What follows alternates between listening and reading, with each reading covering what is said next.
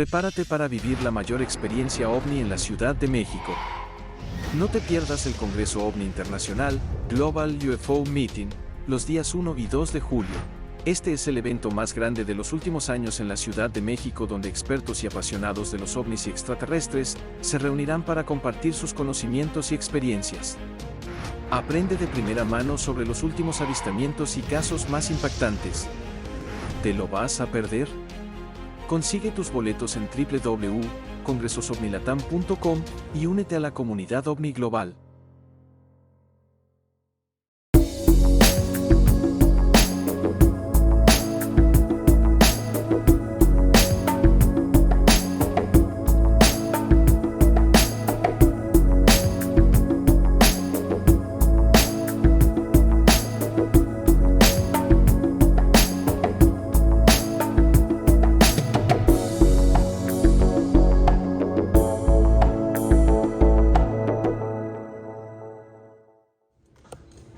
Bueno, pues vamos a reconocer a otro decano de la investigación del fenómeno OVNI, que algunos de ustedes a lo mejor en algún momento de su vida leyeron una revista, ¿no? Revistas de las que había en México, Contacto OVNI, por ejemplo, donde Rubén pues publicaba todos los artículos que había en el momento en el mundo y en México. Y muchos lo han recordado o recordaban el nombre de él porque veían que estaba prácticamente firmados sus reportajes, y cuando se necesitaba la investigación, pues Jaime Maussan, por ejemplo, iba con él y sacaban información, y algunos otros investigadores internacionales también acudían. Todos los que estaban en la lista de investigadores de la revista Contacto OVNI, que en un principio decían de qué país eran los corresponsales, y pues todos se conectaban y se unían. Desde que ese momento había una conexión de hermandad con muchos de ellos, que han estado con nosotros algunos, y que próximamente vamos a homenajear allá en Tecate el 5 de noviembre a Jaime Rodríguez Tanguay de Ecuador, un gran hermano. Es el Jaime Maussan de Ecuador. Es un hombre muy inteligente que tiene mucha información de todo lo que hay en el mundo OVNI y más las conspiraciones. Entonces, esos personajes que aparecían en esas revistas, que daban información a la gente, que la gente compraba desde la revista Duda hacia adelante, ¿no? La Duda de los 70s y Contacto OVNI, todas las revistas que había de ovnis, que en México se hizo un boom tremendo. Pues ahí estaba siempre Rubén Manrique firmando muchas de las notas, ¿no? Y toda la gente que éramos niños en aquel tiempo, jóvenes, ¿no? Pues veíamos la revista y decíamos, mira, hay investigadores en México que están haciendo notas interesantes, y que representaron para muchos el acercarse a la investigación y ir a buscarlos en algunos lugares cuando había conferencias, ¿no? En el Encuentro Mundial OVNI de Acapulco pues había muchos de ellos. De hecho, Rubén participó en el foro de investigadores con Oscar Sapien, con Mario Torres, que era el director de la revista, con nuestro querido Sergio Ruiz, también, en paz descanse, Rubén Manrique, y nos faltó Carlos Guzmán, que no llegó porque estaba trabajando. ¿Ah? Ya se jubiló. Ya puede venir, no sabemos.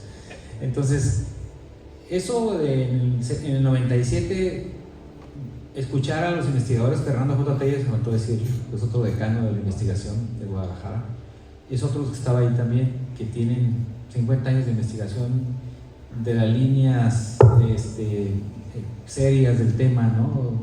Unos caballeros en la investigación, como Carlos, que también es un nombre que todo el mundo admiramos por su rectitud y por su seriedad de lo que hace. Y Fernando J. Telles también es, ahora sí que estudiamos una carrera en el Liceo de Informática. Pero Rubén Manrique siempre estaba sacando información, siempre estaba activo en muchas de las mentes de los que investigamos. Entonces, queremos reconocerle su trascendencia en el tema de los ovnis, y queremos darle reconocimiento pequeño. Realmente ahora sí que es nuestro corazón de los investigadores que buscamos siempre que nuestros preceptores que están siempre, o que estuvieron atrás de nosotros siempre, los que estuvieron en la generación anterior, nos entregaron mucha información. Entonces, esto es un reconocimiento a la divulgación e investigación del fenómeno OVNI en Latinoamérica. Aquí en Tepic, Nayarit, está pues la firma de un servidor, World of Ufes Nayarit, y los logos del gobierno del Estado de Turismo y la Secretaría de Turismo de Nayarit, que nos habían autorizado los pósters y los reconocimientos para que sepan que esto es un reconocimiento de toda la humanidad para Rubén Manrique Álvarez. Un aplauso. Muchas gracias. ¡Bravo!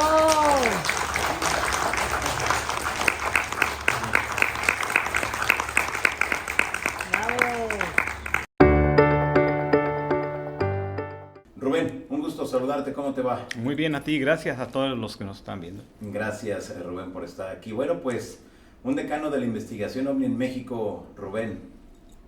Más o menos 40 años de investigación. 40 años. Sí, señor. Oye, y bueno, en estos 40 años yo recuerdo que lo más fuerte fue en la década de los 90, ¿no? Sin Cuando duda. estaban muchos otros compañeros que estaban detrás de la investigación y divulgación. Sin duda. Fíjate que me traes a la memoria un caso muy interesante que me tocó investigar en San Luis Potosí. Fue el primer, digamos, el primer caso de contacto, porque siempre había habido encuentros cercanos de primero y segundo tipo, incluso 2 o 3 abducciones. Pero un caso de contacto que me llamó mucho la atención fue el caso de la señora Mayela Berenice, una ama de casa, joven, 29 años. De esto también fue, fue copartícipe su marido. En aquel tiempo fue en 1993, justamente en enero del 93. Todo comienza con avistamientos de una manera muy popular, digamos así, luces en el cielo extrañas, y ellos de pronto, con su nueva cámara, una nueva cámara Handycam que tenían en aquel tiempo de cassette, 8 milímetros, con la efervescencia de los ovnis que había en la República Mexicana, compraron esa camarita por si acaso. Pero Mayela Berenice decía que por las noches se despertaba entre las 2 y 3 de la mañana, abría su ventana y ella decía que era un lucero, pero ese lucero de pronto comenzaba a titilar y se movía de izquierda a derecha, como en un vaivén muy especial, como el caso típico de los ovnis que se bambolean como si fueran estacionarios gravitacionalmente, de un lado para otro. En uno de esos casos, Mayela Berenice argumenta que ella creyó escuchar algo que le decían desde aquel extraño lucero, y cuando ella le hacía preguntas mentales, el objeto se movía de izquierda a derecha, de izquierda a derecha. Y agarraba su camarita y empezaba a grabar. Todo eso lo tenemos en High 8. Todo eso que te estoy comentando, incluso las palabras mismas de Mayela Berenice decía: Dios mío, es que es hermosísimo. ¿A qué vienen? ¿Quiénes son? Y les hacía preguntas y el objeto titilaba y hacía como una especie de, incrementaba su luminosidad. Y ella estaba segura de que le estaban contestando de alguna manera. Pasó el tiempo, 5 o 6 meses después, cuando el esposo no le creía, por supuesto. Aunque veía las imágenes, no le creía que tuvieran contacto con Mayela.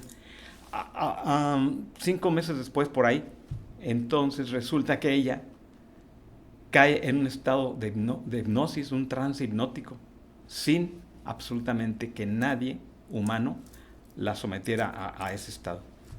Y a veces le resultaba muy aterrador al esposo en la madrugada tener que despertarla, porque decía que comenzaba a escribir algo extraño, pero sin grafismos visibles, porque lo hacía en la cama. Hasta que se le ocurre ponerle algo ahí para que escribiera, y bocetos extraños no descifrables. La escritura gráfica psíquica, la que conocen el fenómeno paranormal. Al día siguiente no se acordaba de nada. El esposo, interesado, me busca un día después de un programa local sobre ovnis. Conozco a los testigos de primera mano, y Mayela, como si ya me conociera, me da un abrazo muy fuerte y me dice: yo tenía que conocerlo a usted, tenía que conocerlo. Y le dije: pero supongo que me conoces por la televisión.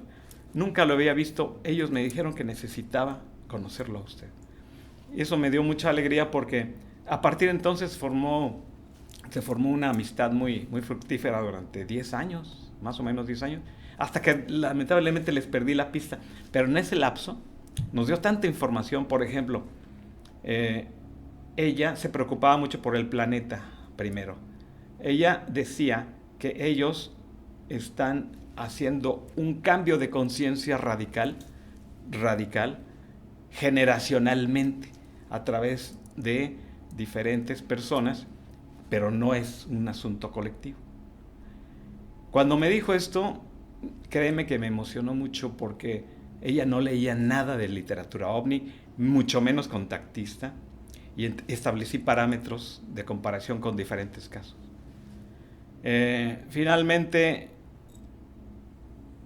como sucede en estos casos, ella se aboca a propagar estas ideas cuando una secta se la apropia. Y ella, como era una chica muy fácil en el sentido de captación psíquica, pues se desvió en el curso. Lamentablemente, ya cuando hay sectas de otro tipo, se someten a otro tipo de sistemas, un lavado de cerebro incluso. Lamentablemente, el esposo cambió radicalmente, completamente. Se separaron. Nunca más volví a verlos. ¿Qué consideras que haya pasado con ella? Lamentablemente no hubo una intención por parte del marido para encauzarla. Nunca se le dio apoyo ni psicológico ni psíquico, solamente teníamos la amistad. Y yo, como investigador, jamás le dije, tienes que hacer esto, ahora debes pensar esto, ellos te están ayudando. No. Solamente dejé, como buen investigador que tiene que ser en este caso, hay que permanecer inalterable el caso, porque si no se desvirtúa, lo vas conduciendo a tu modo y pierde todo sustento. La objetividad en el fenómeno ovni, en el caso de la investigación, siempre tiene que ser rigurosa en ese sentido, desde mi punto de vista. Claro, así es. Y pues ahí fue el fin del caso. Ok, ahora Rubén, en San Luis Potosí, que es tu área de trabajo, de investigación, ¿qué tan común son los avistamientos ovnis, los contactados, los encuentros o los secuestros por parte de presuntos extraterrestres? Te narraré uno muy concreto, muy local en la ciudad de San Luis Potosí. Esto sucede el 5 de agosto del año 97. A un taxista. Él me dio todo el caso, me permitió comentarlo, me permitió incluso divulgarlo a nivel internacional. Vinieron de Estados Unidos, lo entrevistaron varias veces. Y Jaime Maussan también tuvo injerencia gracias a Daniel Muñoz, que insistió mucho en el caso, le pareció muy interesante. Velázquez Luna se apellida el taxista, Ramón Velázquez Luna. Puedo decirlo porque él me dijo, divúlgalo como tú creas conveniente, me interesa mucho que se dé a conocer el caso por la trascendencia de lo que me pasó. Yo quiero saber si le pasó a otras personas. Esa noche del 5 de agosto él se dirigía de la central nueva de autobuses hacia Villa de Reyes. En el trayecto no haces más de 45 minutos por carretera, una carretera muy sola, pegado a la Sierra de San Miguelito. También un lugar especialísimo en avistamientos. Entre las 3:30 y 3:45 de esa madrugada del 5 de agosto, él dice que le pareció muy extraño ver unas luces de color ámbar a un lado de la termoeléctrica de Villa de Reyes. Y él pensó que era otra planta de energía que habían puesto allá arriba. Dice, caray, pero eso no lo había hace unos días. Qué interesante. Se paró automáticamente su auto y se puso a fumar allá afuera, viendo la extraña nueva planta de energía eléctrica. Cuando de pronto dice que sintió un poco de pesadez, somnolencia, y se le vino una neblina azul desde el área donde estaba esta nueva planta de energía, color ámbar, imagínate tú. Y en el trayecto de que se venía esa neblina hacia él, él empezó a atemorizarse, quiso reaccionar, volver a subirse, y lo único que alcanzó a ver conscientemente fueron dos siluetas que venían dentro de la neblina. Ramón Velázquez Luna nos comentó, nos llevó al lugar exacto, y me pareció tan importante porque hay un lapso en el cual no se acuerda de nada conscientemente, Y busqué al doctor del Seguro Social, Guzmán Moreno, David Guzmán Moreno. Él es especialista en hipnosis clínica. Él atiende casos graves de shock traumático por causas de accidente. Y tuvimos la oportunidad de comentarle el caso. Le interesó mucho, me dijo, si gustas te podemos apoyar para que él pueda recobrar todos sus pensamientos y sobre todo qué fue lo que le sucedió y si tiene algún problema de tipo psíquico para poder restaurarlo a la vida cotidiana. Yo con todo gusto lo hago. La entrevista se dio un mes después, en septiembre, en la clínica del Seguro Social, y estuvimos ahí dentro hora y media, más o menos. Charló primero con el testigo, el doctor Guzmán Moreno. Estuvo de acuerdo en la hipnosis. El que llevó parte de la hipnosis fue él, al hacerle preguntas capciosas, como por ejemplo, ¿qué nos puedes decir de lo que te sucedió ya en estado hipnótico? Él no quería hablar, se mostraba así un poco tenso, empezó a vibrar sus manos. Todo eso está en video en VHS, no se ha podido hacer el transfer.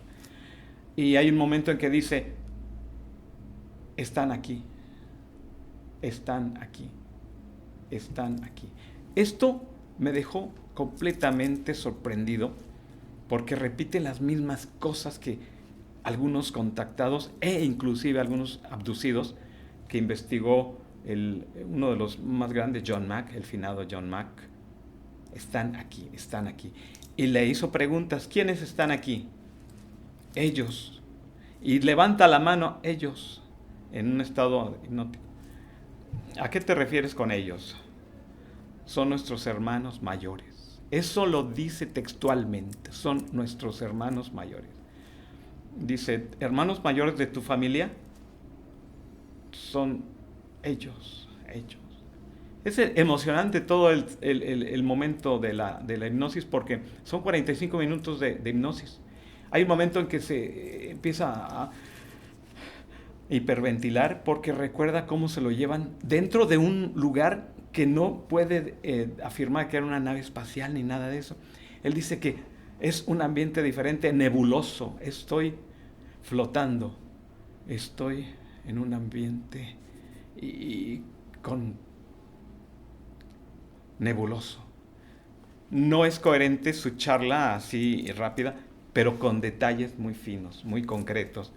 Eso de flotar, él era imposible que supiera que la mayoría de los encuentros cercanos del cuarto tipo, en este caso abducido, comienzan a sentirse ingrávidos, flotan. Me comentaba alguien por ahí que quizás son abducciones psíquicas. Posiblemente. A lo mejor también son físicas en un grado, ¿verdad? Claro, el mensaje, ¿hubo un mensaje claro, puntual que le hayan dejado? Sí, están aquí, son nuestros hermanos mayores, están preocupados por la situación del planeta. Estoy hablando del 97, agosto del 97 cuando le sucede, septiembre cuando es la hipnosis regresiva. Y un detalle interesantísimo, al año siguiente, 98, se viene un calor inmenso en el planeta, que fue el año del niño, y él estaba muy preocupado un año antes, diciendo que el clima iba a cambiar radicalmente. ¿Cómo iba a saber él que el niño se manifestó de una manera global, tremenda? Llegamos, por ejemplo, en San Luis Potosí llegamos a 39 grados. Jamás se había llegado a ese nivel. De hecho, ahorita no hay más que 35, 34. Pero llegamos a 39. Hubo incendios forestales en Francia, Canadá, Alemania, Australia, España y Portugal, y las ciudades aledañas a la Ciudad de México, Cuernavaca, tengo entendido. Año 98. Y el que tenga memoria recordará que fue el año del niño más intenso. Claro. Muy bien. Quiere decir que realmente esos seres con los que esta persona contactaba sabían del futuro, sabían lo que se avecinaba. Sí, señor. ¿Cómo se logra eso?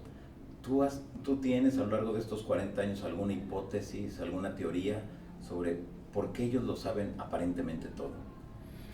Estoy convencido de que después de tantos años de investigación y de lecturas diversas y de experiencias personales, que este fenómeno, para mí es un fenómeno, porque fenómeno quiere decir cosa extraordinaria, es un sistema de control muy especial que interactúa con el ser humano, está por encima del ser humano, está a un lado del ser humano, está por abajo, es decir, no son físicos pero están aquí, son atemporales porque siempre han estado aquí y saben tanto el pasado como el futuro y el presente.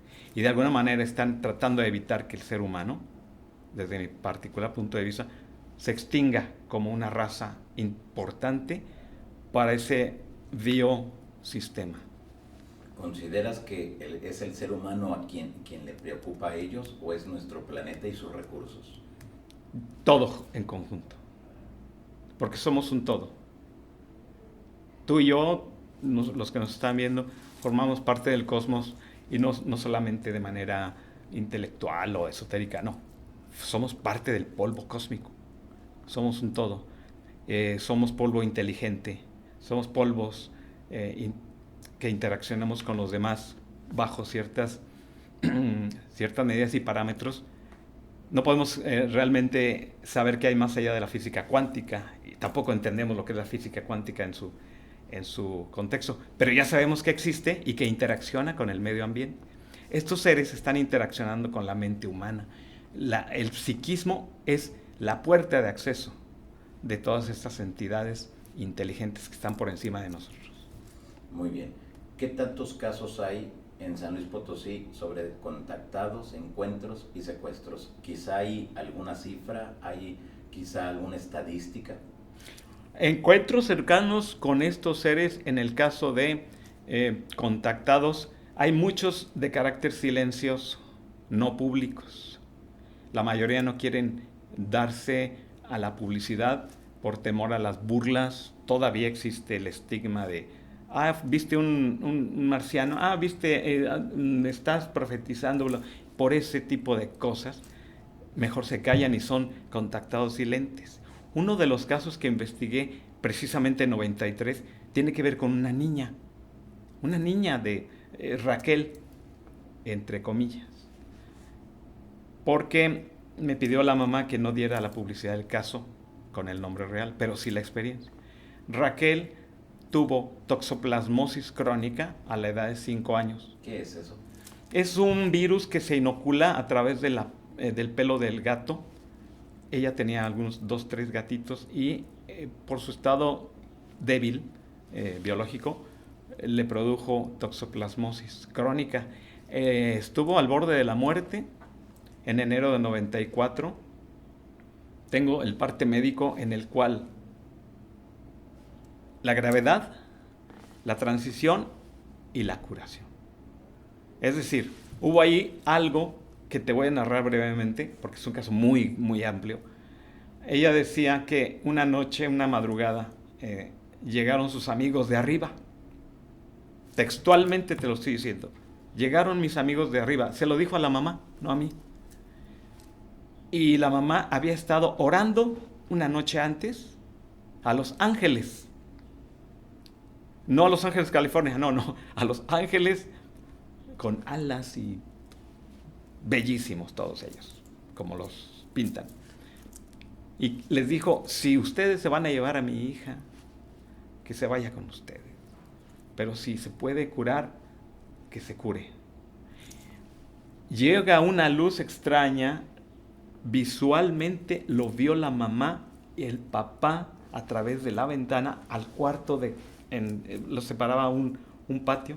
La luz se curva, viene del cielo. Esto fue a las 4 de la madrugada.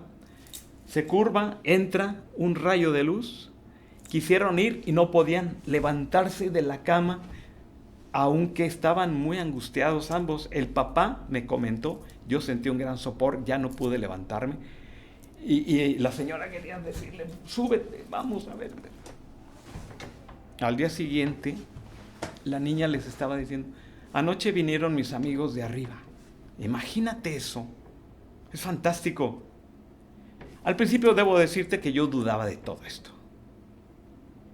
Pero cuando entrevistas a la niña y te das cuenta de la inocencia, de detalles que no te pudieran haber mentido.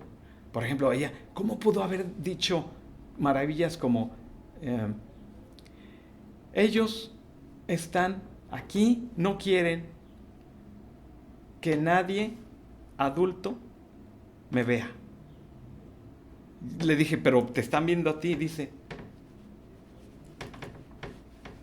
Es decir, se estaba refiriendo a alguien que estaba con ella y ella estaba siendo parte de.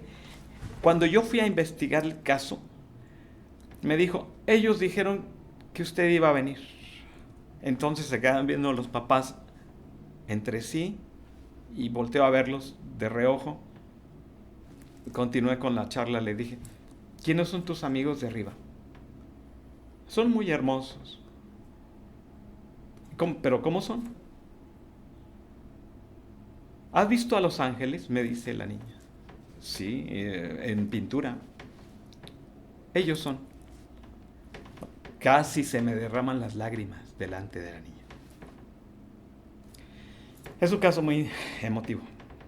Y se curó. ¿Se curó? Se curó completamente de la toxoplasmosis crónica. ¿De la noche a la mañana? En 3 días. ¿Cuál fue el proceso? ¿Qué le hicieron? ¿Te comentó? No afirma nada en ese sentido. Lo único que te puedo comentar es que tengo los archivos de los análisis clínicos y bacteriológicos que le hicieron antes, durante y después. En donde al final los análisis dicen que ya no tiene nada. Nada. Plaquetas de no sé qué. No existe. Sí, todo bien. ¿Los médicos qué dijeron? Estaban sorprendidísimos. El que atendía a la niña le dijo, pues sus oraciones fueron escuchadas. Fíjate, nada más eso. Fue todo. Eso fue todo. Qué interesante. 25 años después me volví a encontrar a la mamá y me dio las gracias. Le dije, oye, pero yo no hice nada. Dice, no, gracias por atendernos, por escucharnos, porque la niña quería ser escuchada, porque ella dudaba de que nosotros le creyéramos. Pero cuando vio en usted interés, porque fui varias veces a visitarlos, y siempre tenía algo nuevo. Por ejemplo, un día me mostró un dibujo que parecía, ¿has visto el símbolo de humo? Bueno, no era exactamente, pero sí tenía esto. Le faltaba nada más el travesaño del medio para que fuera el símbolo del caso humo. Exactamente igual, sin el travesaño. Nada más eso te puedo decir. Y tengo el dibujo original del año. Claro. Interesante estos casos, y nos damos cuenta que son casos que están en todos lados, no solamente en San Luis, no solamente en Tepic, no, están en todas partes, Rubén. Estoy convencido, sí, pues el fenómeno es global, pero déjame decirte algo rápido, no eligen a cualquier persona, es muy selectivo el fenómeno. ¿Por qué? No lo sé, quisiera saberlo. No sé si sea el psiquismo, claro, la vibración. ¿Qué características consideras quizá o has encontrado en esas personas que sí viven estas experiencias? Lo único que sé es que posteriormente cambian radicalmente y se vuelven más ecológicas, más preocupadas por el género humano. Quizás ellos buscan... no soy del común de los que dicen espiritualmente hablando. No. Yo creo que buscan vibraciones muy ad hoc. ¿Sería eso? Yo pienso que sí. En estos 40 años de investigación y divulgación, Rubén, ¿a qué conclusiones en general has llegado? El fenómeno no tiene una explicación lógica, aunque le busquemos. El fenómeno está más allá de la comprensión humana. Tiene sus propias reglas, su propio modus operandi. Rubén, en estos 40 años de investigación y divulgación que has realizado, ¿has llegado a conclusiones, a teorías, a hipótesis? Prácticamente no. No, porque el fenómeno ovni, el fenómeno aparicional, así también lo englobo, tiene sus parámetros, tiene sus propias reglas y su sistema de organización muy concreta. No obedece a la inteligencia común. Está por encima del ser humano, está por encima de la comprensión humana y como que está operando de una manera magistral en un tinglado de fenómenos alternos, de manera que es selectivo. Cuando selecciona a un contactado, un vidente o un iluminado, sabe por qué lo está haciendo. Pero en ello está involucrada la humanidad, toda, porque has de saber que los sistemas de creencias, todos se basan en apariciones, en encuentros cercanos. Todos, no quiero saber cuál, no ha tenido una injerencia con estas entidades. Los sistemas religiosos son sistemas de creencias y el fenómeno ovni también es un sistema de creencia. Está modelando al ser humano. Esos son, para mí, razones suficientes para seguir investigando hasta el final de mis días. Claro, desde luego. Rubén, ¿qué tanto ha cambiado la investigación ovni de la década de los 90 a la fecha? Ha evolucionado de manera muy, muy importante porque ya no son las fotos ni los videos los que nos impactan tanto. Nos interesa mucho ahora a la mayoría de los investigadores cómo está afectando a la humanidad de manera mental, cómo está conduciendo a ciertos momentos que por cierto están hermanados con el cambio del planeta. Es una interacción. Eso es lo que me llama poderosamente la atención. Muy bien. Tenemos dentro de todo este aspecto, Rubén, que fuiste muy importante en cuanto a los casos en San Luis Potosí. Fuiste corresponsal de la revista Contacto OVNI, sí, de programas de radio, de televisión, sí, y estuviste siempre muy al pendiente de la casuística.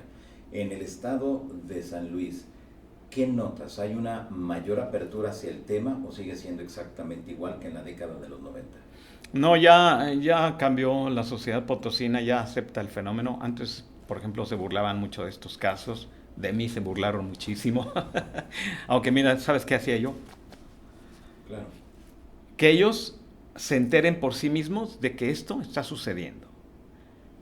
No me gustó nunca ser vocero del fenómeno en San Luis Potosí, porque decir esto, decir la convicción de uno, debe ser nada más personal. Es decir, vociferar por aquí, por allá, no. Tampoco entrar en discusiones estériles. Pero sí, la sociedad ha cambiado, y ha cambiado muchísimo por los casos que ha habido. Hay un lugar que se llama la Cañada del Lobo. Todo mundo sabe que es un sitio de aterrizajes ovni, y hay gente que los ha visto bajar. Naves en forma de disco, naves en forma de esfera plateada, seres voladores. Hay muchos casos, pero es todo un dossier de todos estos avistamientos. ¿Cuál es el caso que más te ha marcado en tu vida?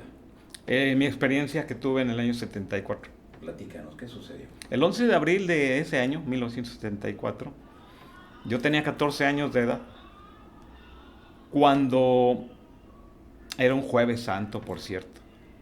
No había clase ese día en la primaria, y me decidí subirme a la azotea de la casa, en la calle de Jicotencatl con Gómez Farías.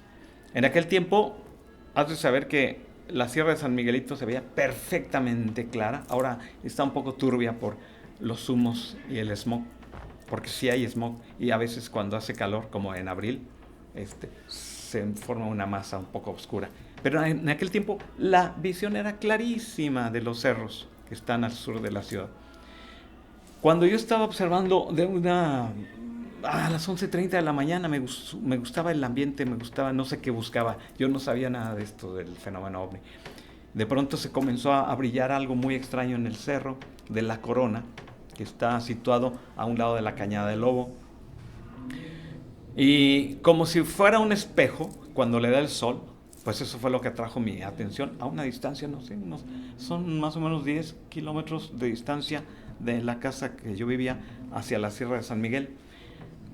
Pero lo más sorprendente es que se fue acercando hasta muy cerca del cerro más cercano, que claramente se veía.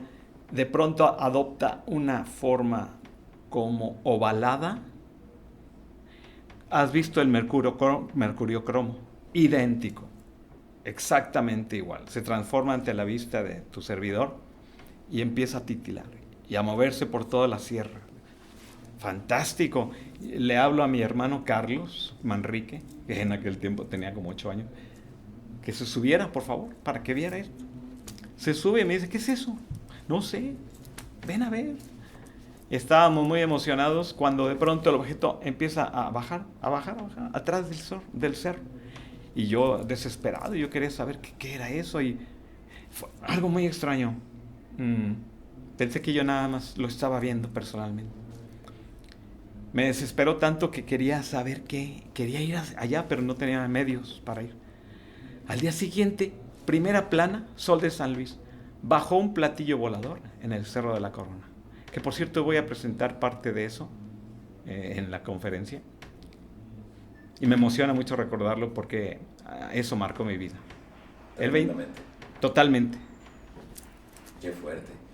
Pero después, ¿seguiste haciendo alguna investigación? ¿Llegaste a conclusiones de ese caso? ¿Qué ocurrió? El caso es muy completo porque el 24 Batallón de Infantería acordonó el área donde bajó el plato volador. Que por cierto, el general Luis Ponce de León Tirado afirmó posteriormente, no, aquí no bajó ningún platillo volador. Pero entonces, ¿por qué acordonaron el área? ¿Cuál fue la respuesta de ellos entonces? Negativa, 3 días después. Siendo que los periodistas del Sol de San Luis se enteraron del acordonamiento y no los dejaron pasar. No, es que fuerte. Otro de los testigos fue los auriazules del San Luis, que estaban jugando una interescuadra en aquel tiempo, amistosa, a las 11:30 de la mañana del jueves 11 de abril de 74. Y se dieron cuenta de todo esto, lo estaban viendo desde el campo de fútbol. Fantástico. Y los bomberos de la estación que está pegadita. ¿Pero no hubo una respuesta oficial o sí? No la hubo. Nada. Negativa completa. ¿Y eso por qué o qué? ¿Cuál fue la respuesta al momento de que acordonaron la zona y tú les cuestionaste? Totalmente herméticos, totalmente. No quisieron hablar más del tema. E incluso a partir de entonces, de ese encubrimiento, comencé a recortar reportes de ovnis en los medios locales. Tengo un archivo enorme. Cuando digo enorme, es enorme. Y enorme que quiere decir que no me caben ya. De casos potosinos. Claro. ¿Y qué vas a hacer con toda esa información? Ya quemé la mayoría. No te creas. No, una parte está archivada y la otra, antes de partir a otro mundo, voy a donar todo eso al archivo del Estado. ¿Y realmente les interesa a ellos? Sí, bastante. Es más, me han pedido informes de los casos que he comentado en la revista Contacto OVNI y todo eso. Qué bueno. Pues, Rubén, muchas gracias. A ti, a ustedes. Lo más semejante para las personas o para los indígenas era relacionarnos directamente con dioses, a veces dioses extraños, amorfos, a veces dioses de energía pura, como en el caso de la Virgen de Fátima, todo tipo de vírgenes, en huevos áuricos, seres luminosos que bajaban, y que también algunos pintores del medioevo también tenían la particularidad de captar en momentos clave de su existencia histórica este tipo de eventos en el cielo.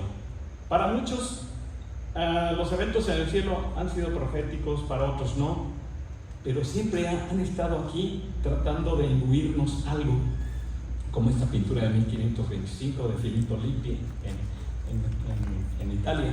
Es una de las más importantes que se han dado a conocer. Esta otra en 1526, también en Italia, en donde aparentemente el Espíritu Santo hace descender un rayo hacia cierto. Ahí hacemos una pausa. Hace descender un rayo y ese rayo se proyecta directamente a un testigo que está un poco más abajo. Los objetos voladores no identificados siempre se han presentado igual Alguien me decía por ahí en los pasillos, oye, ¿por qué ya no se ven los platillos con cúpula? Se están viendo todavía. Que no se publiquen o que no se graben o que no se fotografíen adecuadamente no quiere decir que no existan. La siguiente y corremos las que van pasando. Toda esta cantidad de evidencias del pasado nos han dado la certeza de que el fenómeno ovni es auténtico, puede ser medible, puede ser pesable, es decir, todo tiene su peso, medida, estructura y velocidad. Los objetos voladores, los platillos volantes del pasado, de los años 50, despertaron la conciencia de muchas personas, pero de una manera muy selectiva. La década de los 50 comenzaron con algunos avistamientos muy importantes, tanto en Papúa Nueva Guinea como Estados Unidos, México, Canadá, Australia, Bélgica, Rusia. Todos los gobiernos saben de la existencia de estas naves y de los seres, aunque no saben de dónde vienen, la mayoría no sabemos de dónde vienen, pero están aquí. Si estos seres han estado aquí haciendo que nuestra sociedad y nuestras culturas se estén modificando generacionalmente con sus apariciones, quiere decir que tienen un plan perfectamente estructurado del cual nosotros no sabemos. Podemos especular muchas cosas, que vienen a esto, que vienen a aquello, que aterrizan, que dejan evidencias, como las que acabamos de ver, maravillosas. Algunas de ellas yo no las conocía, mi querido Carlos Guzmán. Pero lo que sí sabemos es que están haciendo y están ejerciendo un impacto en la conciencia del ser humano desde los albores de la humanidad. De hecho, hay pinturas rupestres que ya registraban a los platillos volantes con todo y cúpula, objetos esféricos claramente visibles en sus antiguos emplazamientos de roca.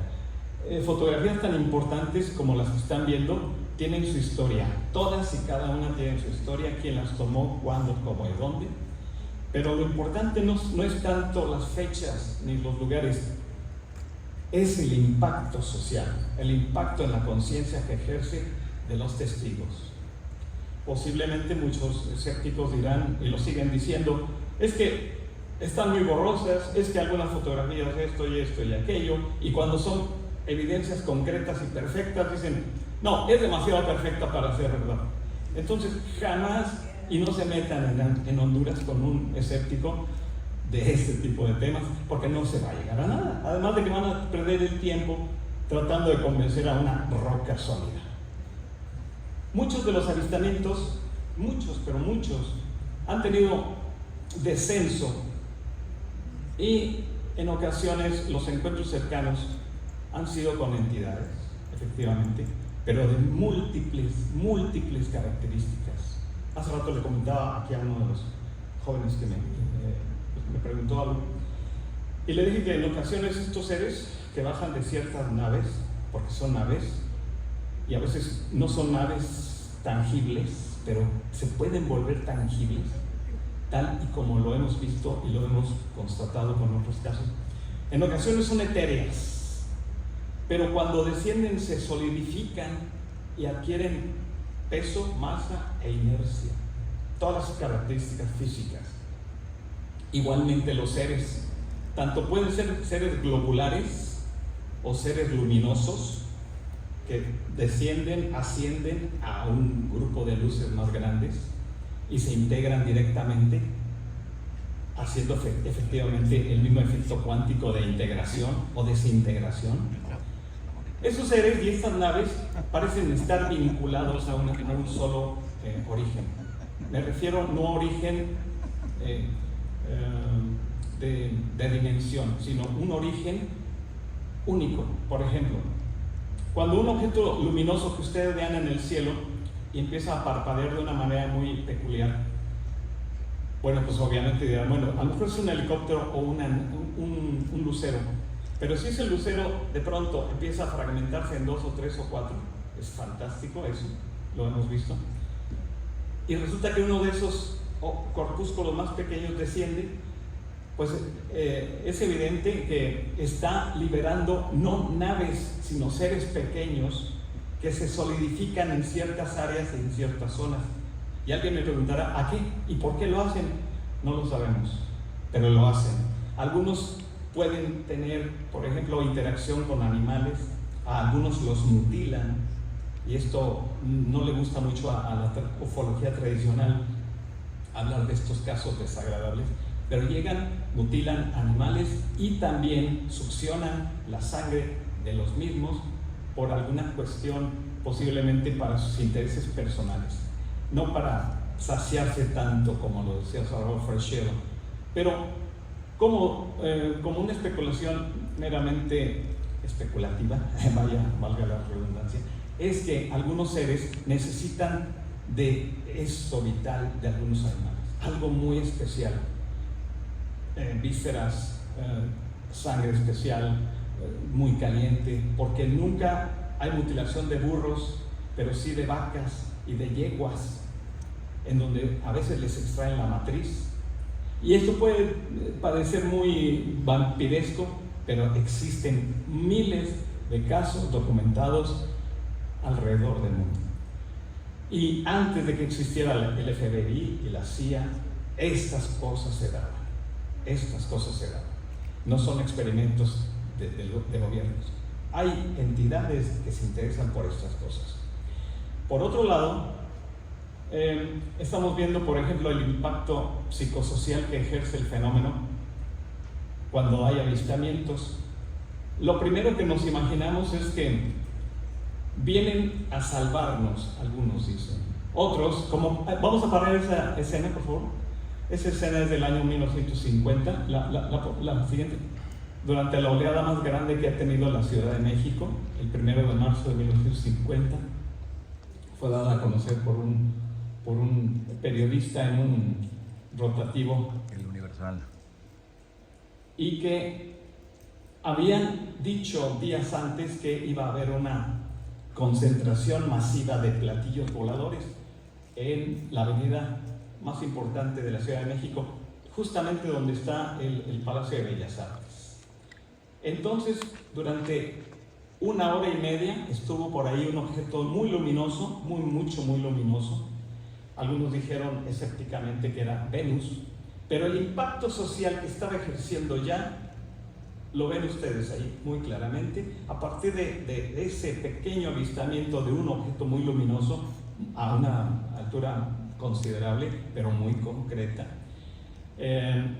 Y hizo tal impacto que posteriormente ejerció tal presión a las autoridades para que dijeran que qué eran los ovnis, a qué se referían con los platillos voladores, porque también se estaban viendo en los Estados Unidos en esas épocas y fechas. Han de saber que el fenómeno ovni en la época moderna comienza en el 47, digamos moderna porque fue el siglo pasado, pero si hablamos del fenómeno es que tiene miles de años, pero están ejerciendo una especie de control de la humanidad de manera generacional y eventualmente se aparecen en masa, o a veces un solo objeto impacta tanto que la prensa se aboca a ello durante mucho tiempo, muchos días, y entonces el efecto surge de que empiezan los contactados a hablar sobre profecías. Comienza también el aspecto especulativo de que no, es que era Venus. Sí, porque a esa hora, a la 1 de la tarde, en marzo, no es posible. Y de pronto ya no estaba ahí, se alejó el objeto. Entonces, bueno, el impacto social o psicosocial en este caso es tan contundente que cuando tú ves un ovni por primera vez en tu vida es para siempre, te cambia completamente tu forma de ver la vida y la trascendencia de la misma. La siguiente, ahí paramos. Aquí hay un fenómeno interesante psicosocial. El testigo honesto ve un objeto volador no identificado, en ese momento para él es no identificado. Puede tener errores de visión y cuando un periodista le pregunta qué fue lo que vio, el periodista interpreta lo que vio el testigo Y finalmente nos quedamos con interpretaciones a veces distintas de un mismo fenómeno. Y a final de cuentas nos quedamos pensando, ¿qué fue realmente lo que dio el testigo? Bueno, pues resulta que en los años 50, 60, 70 y 80 y 90, por la gran oleada del año 91 en adelante, pues el impacto social fue más fuerte. Conmocionó tanto a la opinión pública que se hicieron congresos, simposios, se hicieron grupos de investigación, algunos que ya no existen, pero dejaron huella, y gracias a esa huella podemos seguirle la pista todavía para saber qué es lo que nos espera en el futuro sobre el fenómeno. La siguiente. Naves, nubes. Yo así titulé un artículo hace algunos años en una revista, la revista Contacto OVNI. Naves, nubes o vehículos. Bueno, pues resulta que para mí últimamente, en últimas fechas, que son vehículos, sí, pero vehículos de conciencia, porque nos están despertando la conciencia de aceptación de algo que está ahí. Para algunos esoteristas, esto no es nuevo, obviamente, son vehículos de conciencia y están manipulando las creencias religiosas de tal manera que están dosificando la información de una manera generacional para que podamos aceptar su existencia. Sin embargo, resulta muy irritable para las mentes lógicas y podríamos decir científicas, como lo estamos viendo en el Pentágono y en la NASA, de que esto no tiene una explicación, porque no la tiene para la ciencia oficial. Y sin embargo todavía están discutiendo estos dos organismos si existen o no, que si son globos y que si a lo mejor tienen errores los pilotos que grabaron unos enormes objetos a una velocidad de 2.400 kilómetros por hora, despegando de cero en adelante y en ocasiones desvaneciéndose ante la vista de los pilotos. Esto ya se había visto en los 40 y están regresando al mismo fenómeno. Es un begin to begin, volver a empezar. Siguiente. Viborg, Dinamarca, 1974, el año en que comienza su servidor a investigar profundamente. Esto fue en marzo de aquel año, en donde objetos voladores se vieron por toda Dinamarca, y una de las características es que dejaban caer pelo de ángel, como lo dijo Carlos Guzmán, que a final de cuentas era boro, silicio y se me escapa el otro elemento. Calcio, exacto. Y dejaban caer esos filamentos. Y alguien se preguntará, bueno, ¿qué están haciendo? ¿Están desechando estas naves algo? No lo sabemos. Lo cierto es que cuando alguien toca esos filamentos, desaparecen con el calor de la mano. No queda evidencia de rastro de nada, excepto en Oloron, Francia, en 1954, cuando un investigador, Aimé Michel, tuvo en sus manos, pero de una manera muy especial, no sé cómo lo habrá conservado, pero le hicieron análisis y de ahí se derivó el boro, magnesio y el calcio. Continuamos con el siguiente. Ahora sí, bueno, pues encuentros cercanos en las décadas de los 50 en Francia, fue 1954, han de saber que de julio a octubre se dio una de las máximas oleadas de avistamientos y encuentros cercanos con humanoides extrañísimos, pequeños juguetones que querían arrebatarle la bolsa a esta dama en una campiña. Esto no es producto de la imaginación, efectivamente sucedió. Los seres aparentemente estaban muy interesados en algo de la señora incluso los golpea, según el libro de Aimé Michel. Y uno de los casos también muy interesantes sucedió en Ponce, en Francia, en donde un objeto gigantesco se lleva un pedazo de tierra. No sé cómo lo habrá hecho, pero en Ponce, Francia, se lo lleva, jamás lo devolvió. se llevó una enorme cantidad de tierra. Y ustedes se preguntarán, bueno, ¿y por qué lo hacen? No lo sabemos. Continuamos. Todo tipo de entidades hemos tratado de englobar en uno solo, y eso es un grave error. Son múltiples, tan múltiples como son las razas de la tierra, tan múltiples como son los animales, los insectos, tienen una multivariedad de especímenes. Entonces no es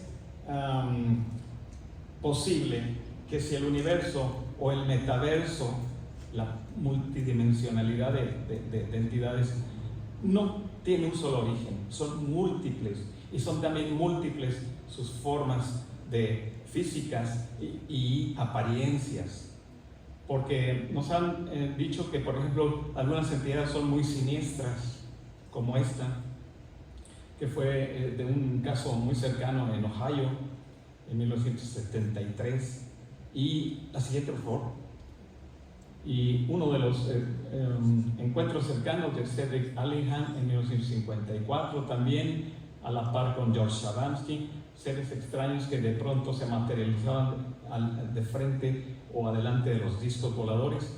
Nunca se les veía bajar, jamás se les vio bajar a estos seres de una ventana, es decir, de una rampa como en las películas de Hollywood. De pronto sí había algo así como que se abría y se manifestaban en forma de luz y adquirían corporeidad. La siguiente. También hay eventos como criaturas que se aparecen en cierto tipo de fotografías. En este caso es una fotografía psíquica de un contactado italiano, Eugenio Siragusa, y al cual le atribuía todas sus capacidades a Eugenio Siragusa como contactado, y dijo que era uno de sus maestros venidos del cosmos. Adelante, la siguiente. Esto fue en Kawanwei, en Japón, en la década de los 80, 1980. Seres luminosos que se manifestaban justo en las faldas de uno de los montes más importantes, montes volcanes de Japón. Otra de fotografías también del mismo caso. Estos seres acudían previa cita, vamos a decirlo así, previa cita psíquica, que ellos, porque siempre son ellos las entidades las que programan al testigo para que acudas a cierto sitio, a ir a estos lugares sagrados, a estos lugares de energía o a estos lugares de conexión telúrica. Siguiente. 1964, una niña le dice a su padre que le tome una fotografía en la campiña de Sussex, Inglaterra. Y 1966, perdón, en Sussex, Inglaterra, y atrás de la niña aparece un personaje con una escafandra y una vestimenta blanca. Pues resulta que ese mismo día, esa misma criatura había aparecido en una base nuclear. El mismo día, 22 de febrero de 1966. La siguiente. Aquí una ampliación. Esta es interesante porque, esta es interesante porque cuando a mí me dieron esta fotografía en el año 94, el testigo, en un lugar que se llama el Valle de las Ánimas, en San Luis Potosí, me aseguró que ellos fueron, él y su novia, fueron a un retiro espiritual con peyote, así me lo dijo textualmente, y estuvieron toda una noche acampando en el Valle de las Ánimas. Es un lugar muy inhóspito, muy peligroso porque hay clavellinas que se te clavan y duelen como el demonio, y es difícil quitarte el dolor. Entonces andaban ellos por ahí y tomaron una fotografía así en varias secciones para llevarse un recuerdo. En una de ellas aparece este personaje y me muestra la fotografía. Oiga, señor Rubén Manrique, ¿usted qué opina? Pues no sé, pero te agradezco que me la hayas regalado. Dice, no se la voy a regalar, le voy a dar una copia. Bueno, perfecto. Me la llevo y en mis archivos, ¿qué creen? Que me encuentro una criatura extraordinariamente idéntica. La siguiente. de un caso en España. En 1966, un matrimonio en una carretera ve una criatura que iba con los mismos pasos, como si estuviera muy cansado.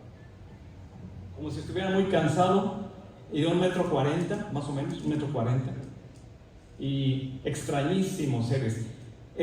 Según el documento que estamos viendo, la criatura apareció de la nada en medio de la carretera, lo cual hizo que se frenara y se fue directamente hacia la maleza, igual que la otra criatura de San Luis Potosí. La siguiente. Continuamos con la siguiente. Esta criatura, por ejemplo, fue vista, es una de las criaturas más aterradoras que yo haya, digamos, me ha tocado leer, documentar, porque sucedió en Hopkinsville, Kentucky, ¿sí? En 1955, en donde este tipo de criaturas, eran 6, aterrorizaron a una familia campesina de tal manera que no los dejaban salir de su cabaña. Querían entrar, se estaban asomando, y cada que se asomaban los recibían a disparos los granjeros que estaban ahí protegiendo a sus familias. Previo a ello habían visto bajar una nave luminosa muy cerca del lugar donde estaban ellos. El bosquejo es original de uno de los testigos, 1 metro con 10 centímetros aproximadamente. Y una particularidad que tenían estos seres es que cuando les disparaban los granjeros, se hacían bolita, como si fueran bolas de luz, ¡pum!, rebotaban de los árboles y hacían esto. Volvían a caer y se solidificaban y se volvían a ser humanoides. La siguiente. Un close-up por ahí. La prensa en todos los momentos de la historia los ha registrado. Aquí podemos ver varios. En San Luis Potosí, en Tepic Nayarit, también en Zacatecas, en todas partes del mundo hay estos casos. En Tabasco lo acabamos de ver, unas criaturas rarísimas. Estos encuentros cercanos, la siguiente, se han dado al por mayor. Hay casos tan raros como este, que un extraterrestre se quería robar la esposa de una persona, y esto está en actas, no estaba mintiendo el hombre. Lo vieron tan asustado que le tomaron todos sus datos y investigaron, pero ya no estaba la criatura ni su esposa. La siguiente. No, sí, la esposa estaba ahí. Esto sucedió en 1986 en Huasteca Potosina. Este caso me tocó investigarlo con uno de los mejores investigadores de México, que ha sido Luis Andrés Jaspersen. Yo le compartí el caso, lo invité a que fuéramos, porque ese caso me pareció fantástico. Bajaron 40 personitas de 1 metro con 10, 1,20 metro, criaturas muy extrañas, en el patio de una escuela en septiembre de 1986. Bajaron estos seres en medio a la hora del recreo y fueron vistos por más de 40 niños. Más de 40 niños. Estos seres bajaron cerca de un transformador. El objeto tenía forma de diamante, azul, muy intensamente azul, vibraba rítmicamente, y eso atrajo la atención de los niños que estaban muy cerca del patio. Cuando ven que unos bolas luminosas empiezan a trasladarse a través de los cables, estos de pronto se van directamente al patio y ahí se solidifican. Tenían unas características rarísimas, como unos seres peludos con orejas puntiagudas, y les parecieron muy agradables a los niños, y ahí van y los persiguen. Uno de ellos, dice Lourdes Mayola, la chica que vemos ahí, ella persiguió a uno de ellos hasta el baño. Esto fue literal, y lo tenemos en grabación de cassette, en donde dice, es que lo perseguí porque se fue directamente al baño, y ahí van otros 20 niños. Cuando sale el ser, no sé a qué habrá ido al baño, parece muy chistoso, pero sucedió. Cuando vuelve a salir el ser hace como una especie de... y los niños se asustan. Ella se cae, se golpea la cabeza, y la criatura pasa por encima de ella en forma de bola de luz. Acto seguido los mismos se van por los mismos cables hacia el vehículo y se van. Un caso fantástico investigado por Luis Andrés Jaspersen, su servidor Antonio Martínez Chávez, del periódico El Mañana de Ciudad Valles. La siguiente. Aquí me voy a detener 2 minutos. Gracias a este caso, su servidor está aquí y ahora. Gracias a este caso, mi vida cambió completamente. De la noche a la mañana, la visión que yo tenía de la vida también cambió rotundamente. Porque yo fui testigo de este caso en 1974, el 11 de abril, a las 10:45 de la mañana, entre 10:45 y 11 de la mañana, un jueves santo del año 74.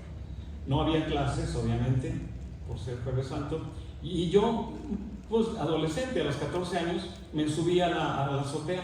Era mi hobby ver la Sierra de San Miguelito, como aquí tienen ustedes una hermosa vista. Bueno, yo vivía muy cerca de la Sierra de San Miguelito, y me puse, no sé por qué, me llamó la atención ver hacia la sierra, y de pronto un destello enorme, como si fuera el mercurio cromo, que le da la luz, y empieza a parpadear lentamente, y empieza a evolucionar sobre los cerros, como si fuera ¿han visto ustedes caer una hoja? Exactamente así. Y hacía esto, y cada que se movía, daba unos reflejos fantásticos, pero posteriormente se dejó de vibrar y se convierte en un objeto lenticular perfecto, plateado intensamente. Y para mi sorpresa, yo pensé que era yo el único que estaba viendo este espectáculo en la azotea de la casa, y de pronto al día siguiente me encuentro con esto. Aterrizó un ovni en el Cerro de la Corona. Dije, yo lo vi. Le dije a mi padre, papá, yo lo vi. Y no me creyó. Le dije, sí, yo lo vi. Estaba yo arriba. Mi hermano Carlos es testigo. Carlos tenía 8 años de edad. Ahorita ya es un hombre hecho y derecho, casado. Entonces, y se acuerda muy bien de este caso. Pues resulta que el 24 Batallón de Infantería estuvo presente en el área, acordonó el área donde bajó el ovni, el disco, porque aterrizó en un lugar que se llama Tlaxhuican, y el nombre es mexica, que quiere decir lugar de armas. Bueno, pues ahí tenían los soldados su campo de tiro. Bajó en una zona de tiro del 24 Batallón de Infantería. Pero ¿qué creen? El señor Luis Ponce de León Tirado, el mero de la Secretaría de la Defensa Nacional, afirmó, no, aquí no bajó ningún platillo volador. Y corrió a la prensa, corrió a todo el mundo. Sin embargo, el hecho sucedió y quedó registrado, porque fueron testigos de los auriazules del San Luis. Estaban jugando muy cerca de... No sé si le podemos bajar un poco al volumen de la... A ver, 1, 2, 3, para que no vibre tanto. 1, 2, 3, bien. Entonces, ahí saben. Fueron muchos testigos, bomberos, la estación de bomberos, Marcelino Ponce, un señor en aquel tiempo de 30 años, me narró antes de morir cómo vio esto. Fue fantástico para él. Dice, es que estábamos en la estación de bomberos y baja este ovni. Así dijo, bajó el ovni y nos dimos cuenta de que este objeto tenía intenciones de bajar ahí con los soldados, y efectivamente había bajado en el campo militar. Continuamos, la siguiente. En el año 65, tal y como lo comenta Carlos Guzmán, fue uno de los años más importantes en la etapa de México en mayor cantidad de avistamientos, el por mayor en todas partes de la República y Latinoamérica. Sudamérica fue uno de los más visitados. De julio 65 al 12 de octubre aproximadamente del mismo año. Y esto sucedió en octubre, precisamente en los primeros días, creo que el 4 de octubre. Y una chica vio ahí bajar una nave. Y posteriormente la prensa potosina y la prensa nacional dieron a conocer muchos de los casos más importantes. Continuó. Este ovni aparentemente incendió una de las más importantes factorías de la ciudad de San Luis Potosí, porque el testigo, que era don Isidro, no recuerdo el apellido, pero ahí está, aseguró que a las 4 de la mañana una nave tubular, en forma de tubo obviamente, dejó escapar un rayo directo hacia la fábrica, la incendió, incluso hubo una explosión y tuvieron que desalojar a las personas. Yo me aboqué a la investigación y me encontré con que el mejor video que habían grabado algunas personas del área muy cercana fue confiscado. Y nunca pudimos ver el video, pero sí tenemos el testimonial. Adelante. Ok, de aquí en adelante corremos con las imágenes. Otro tipo de realidades son las que nos presenta el fenómeno de verdad. A veces tenemos toda nuestra fe en muchas cosas y hay gente que le tiene más fe al tema de los ovnis y hace sus movimientos espirituales, bueno, muy respetable, pero el fenómeno ovni va más allá de todo eso, va mucho más allá. Nos está diciendo cosas verdaderamente importantes como seres humanos, la trascendencia de la vida. Por ejemplo, en este caso, la materia no está supeditada a 3 dimensiones, está supeditada a muchas. Cuando morimos, por ejemplo, nuestro espíritu puede trascender más allá del universo físico, pero ¿quedará la conciencia? Es una pregunta importante. Yo creo que estas entidades, estos seres, saben todo esto y son conciencias propias, pero que pueden manifestarse atemporalmente, tanto en el pasado como ahora, y pueden ser incluso eternos, porque no están supeditados a la tercera dimensión, a la degradación del cuerpo físico. Posiblemente cuando algunos personajes reciben ese tipo de mensajes de seres superiores, que debe haberlos, porque en la evolución siempre hay peldaños, siempre mucho más arriba de nosotros. Hay gente bien intencionada que modifica su pensamiento y de alguna manera entra en estados alterados de conciencia para contactar y recibir mensajes de algunos seres evolucionados por encima de la materia. Con el siguiente caso daremos paso a unos videos. Bueno, esto es parte de la concientización. El fenómeno está mutando constantemente y ahora nos está diciendo en los campos de trigo: evolucionen, despierten, hay algo mejor, hay algo más que ir a trabajar, que ir al narcotráfico, hay mucho mejor que mujeres hermosas y baile, hay mucho más allá de todo eso. La trascendencia de la vida, el momento clave, el aquí y ahora, porque hay que vivirlo. La simetría de la naturaleza y la simetría del hombre es perfecta. Y no podemos menos que pensar que estos seres o estas dimensiones existen y están llevando a un propósito. Ese propósito es evolucionar.